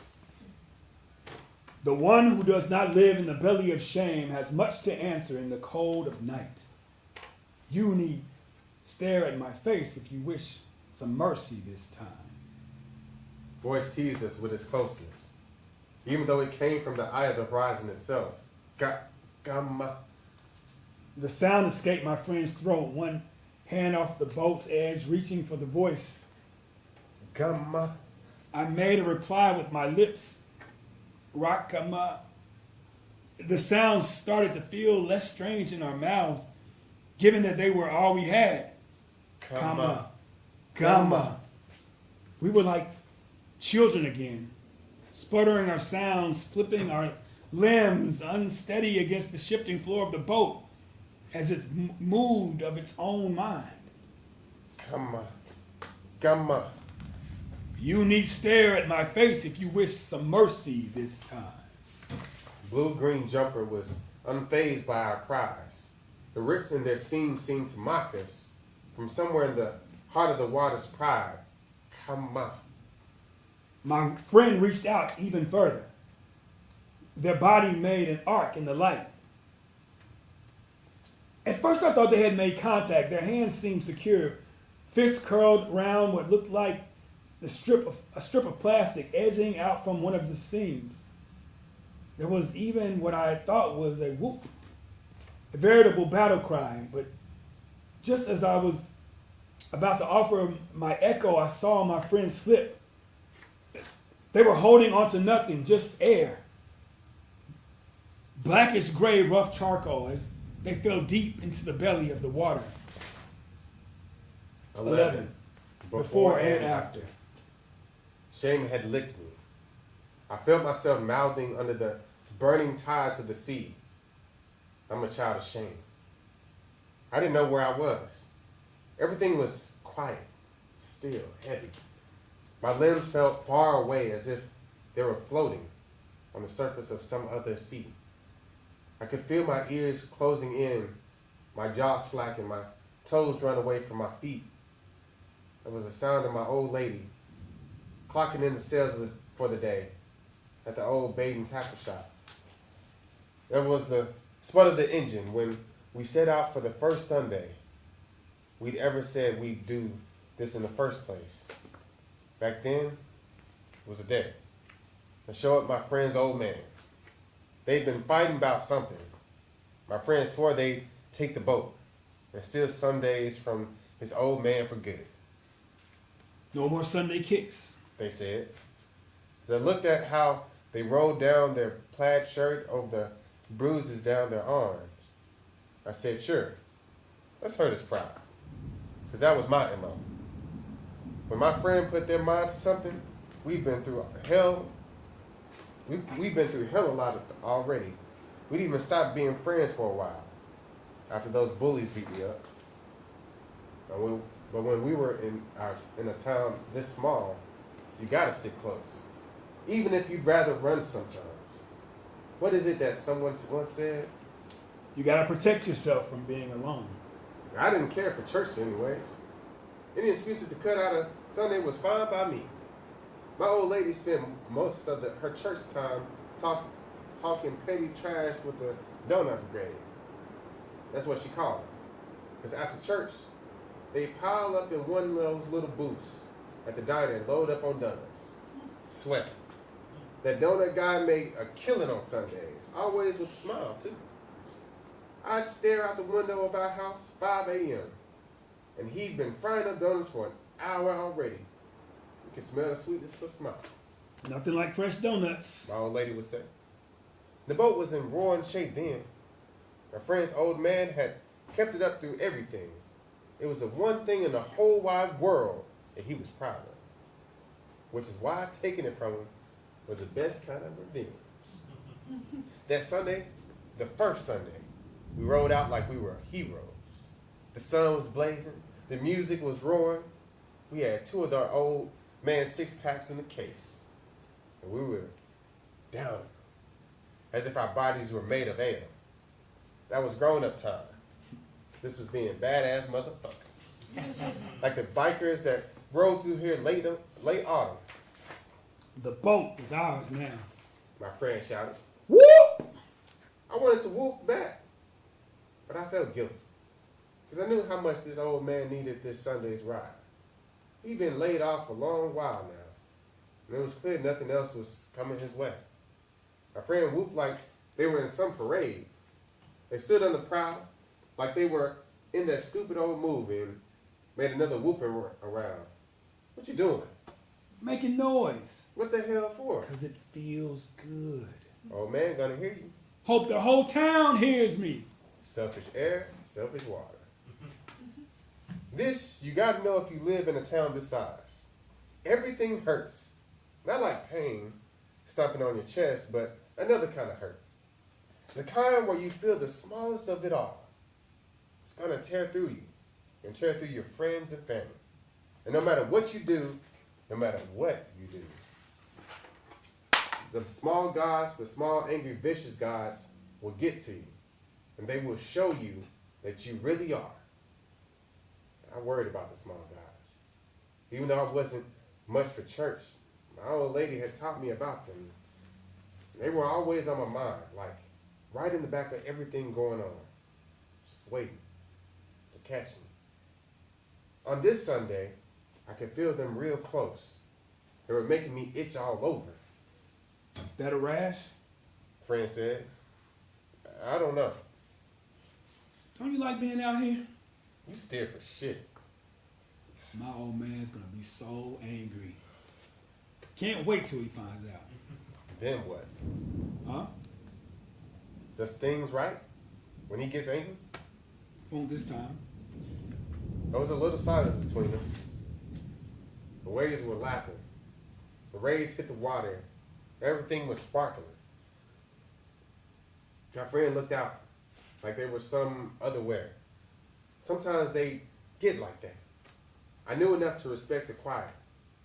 I knew about spirits and things. I thought the small gods had no right to make me itch. We were just kids. We were just a couple of kids trying not to get the high kicked out of us. We were still kids, I think, even now. As the water fills my lungs, and I sink into what feels like a kind of sleep. 12. Before and after. The boat has split open. I'm on board, the size of a back of a small flatbed truck, holding onto my friend's hands, trying to pull them up from under. Blue-green jumper has turned into a pale wash of light. I can't even see the shore. Everything's hazy, blurry. Everything's a mess of memory. The water stinks of beer, plastic, and sex. My tears fill the rest with salt and madness. I hold on to my friend's hands, feeling the life drain out of them bit by bit as they try to pull me down. I'm so drunk I can't think. All I want to do is stay on this scrap of a thing and make it somewhere, anywhere, but down. Sure as hell I don't want to end up like Ahab. Like, don't know why they made us read Moby Dick in school. A great book. Teacher said. A classic. But all I saw was death and sadness in each and every one of its pages. And it's a lot of pages. It's not even a book for my old man, and he has sadness in his bones. I stopped talking to him. The day after that first Sunday when I took the boat, his boat, got back late. He was waiting for me. I knew that look in his eyes. Pure rage. I didn't say anything. He came up to me. My cousin was staying over that night. And they were on the couch watching nature TV, something about birds. Dad and I looked at each other. Where's my beer? He said, I don't know. I lied. He stares at me a good long time. The word boat doesn't come between us. My cousin makes a bird sound like a cartoon creature. Slap. I don't fall. I don't move. I don't stutter. I just stand. This is the last day, Dad. He reaches for something, a lamp, a radio. What could do some real damage? I just stand. Selfish, merciless. His arm is frozen in midair. The lamp is dangling. My cousin yells, Hummingbird. like it's the first time they've ever seen one. Hummingbird. My dad's face crumples. The lamp falls to the floor. Got Rama Kat Yaka. My cousin yells, eyes glued to the TV. Huh?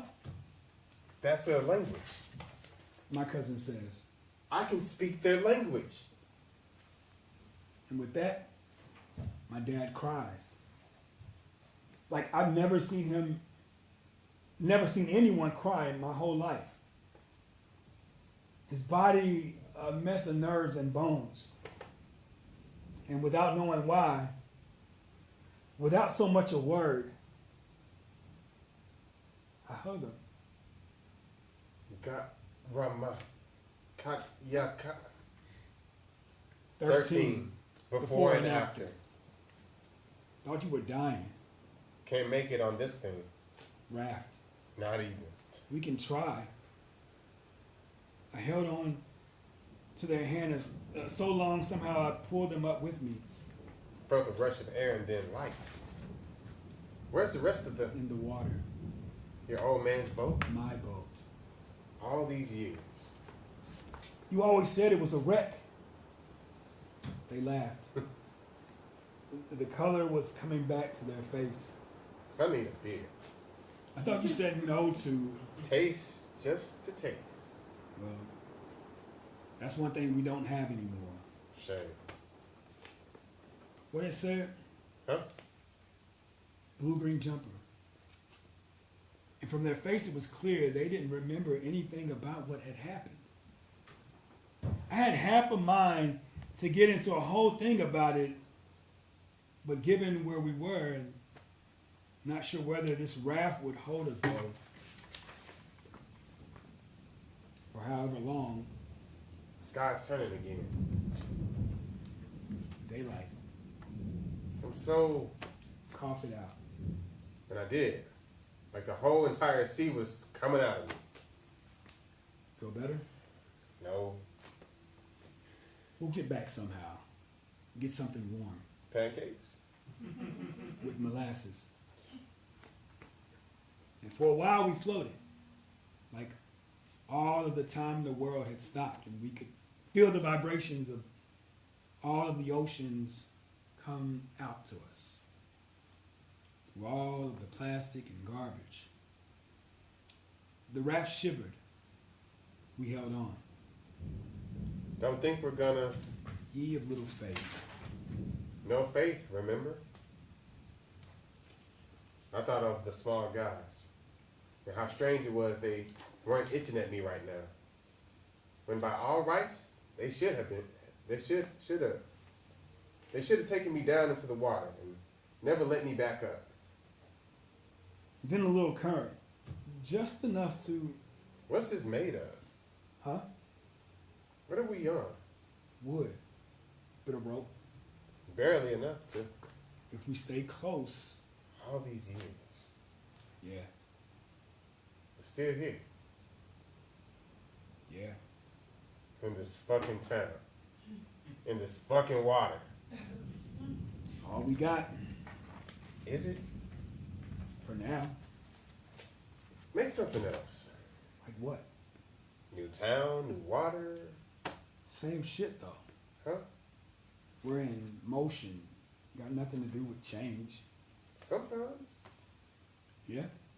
Sometimes a little motion, yeah. Hey, What? what were you thinking down there in the water? When was I? Yeah, When I was. yeah. And I laughed.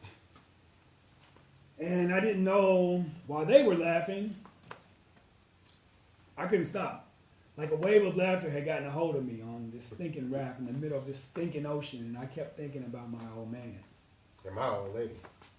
And how this town was such fucking crap. But its hurt was so deep inside us. So deep. Still felt like fighting for it somehow. Even if one day there'd be nobody left Except us. with our stupid dreams of football. And some crazy idea of a perfect Sunday. That could make a real change in all of our lives. Or just make us feel different about ourselves. Because we deserve some things, even if we did fuck it all up. What were you thinking down there in the water? Life check. Should have brought one. And the raft that held us both edged toward the shore on a slick of light. End of play.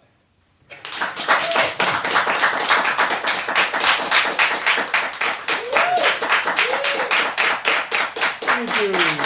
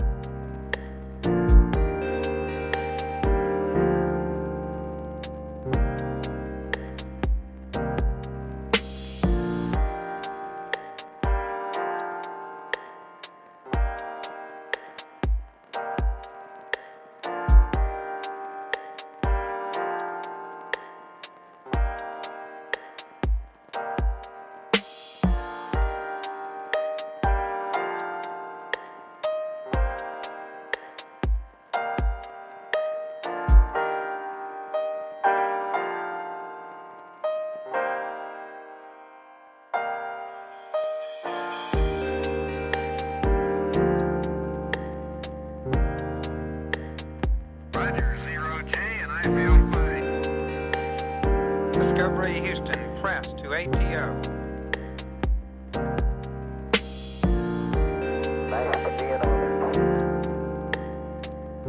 Liftoff of mission 41B, the first flight of the Orbit Discovery, and the shuttle has cleared the tower.